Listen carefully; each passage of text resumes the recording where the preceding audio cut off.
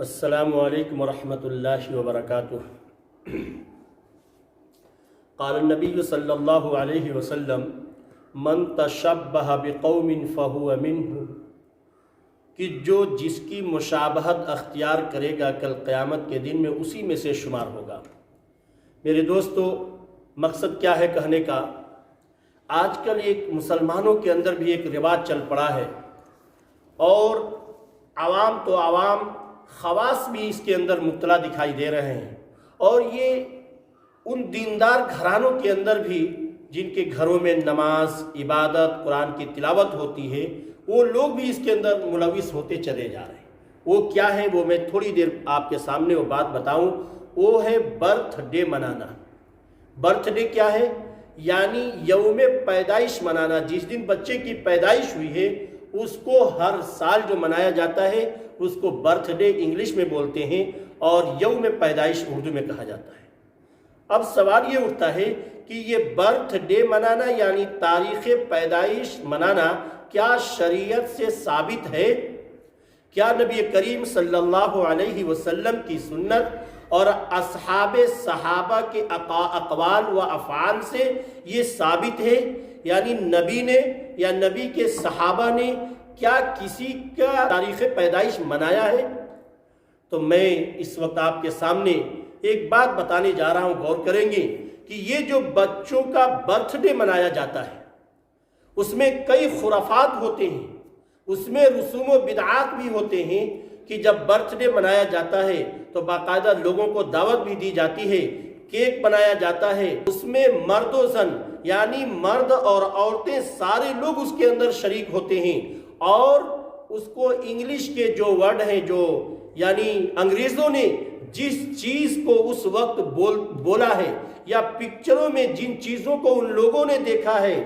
Happy birth day کہہ کر کے کہتے ہیں۔ تو یہ میرے کہنے کا مقصد یہ وہی چیز آج برتھ ڈے کے موقع پر ٹھیک انگریزوں نے جس طرح کیا ہے یا جس طرح انگریز کر رہے ہیں اس طریقے سے آج کل برتھ ڈے منایا جا رہا ہے۔ سوچے آپ،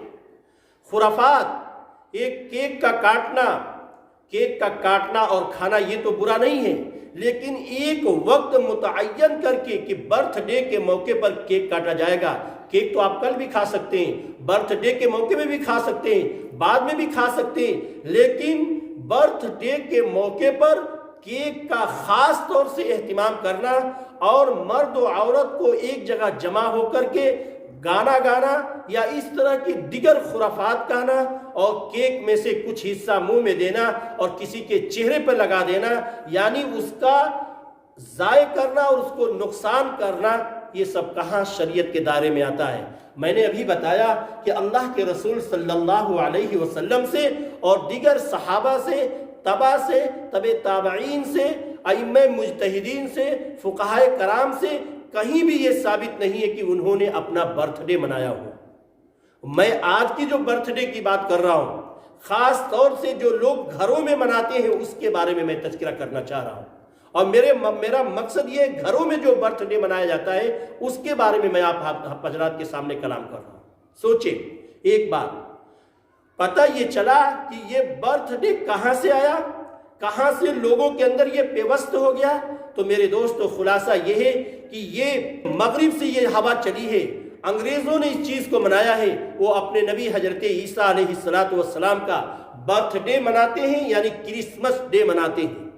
اور اسی کا نقل کرتے کرتے وہ لوگ اپنے گھروں میں اپنے بچوں کا بھی برتھ ڈے منانے لگے، اور آہستہ آہستہ مغرب سے یہ ہوا چلتی ہوئی مشرق میں آئی، اور مشرق والے اور ہم لوگ جو ہے خوشی خوشی اسے قبول کر لیتے ہیں، اور جو عیسائی اور یہود و نصارہ جس چیز کو کرتے ہیں، جس چیز کی خوشی مناتے ہیں، وہی آج ہم لوگ بھی منانے لگے، انہی کے طریقے پہ منانے لگے، انہی کے راستے پہ منانے لگے، جس طرح وہ کرتے ہیں اسی طرح ان کی نقل ہم اپنے گھروں کے اندر کرنے لگے۔ تو کیسے یہ جائز ہو سکتا ہے؟ اللہ کے رسول نے تو ان کی مخالفت کرنے کے بارے میں کہا،